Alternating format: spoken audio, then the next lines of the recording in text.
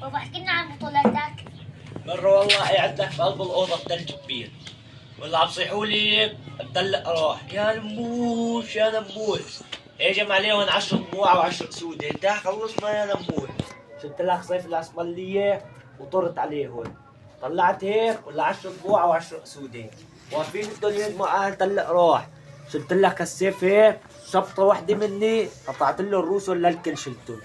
جبت هالسياخ شفيتهم طميتهم وشويتهم وطعميت اهل الضيعة منهم.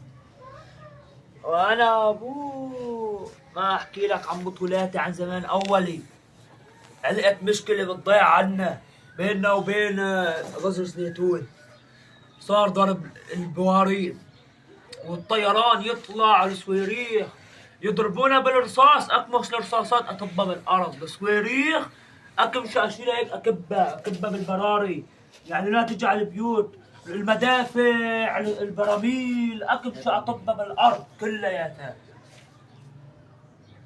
طبعا الصوت. وليش هالصرصار؟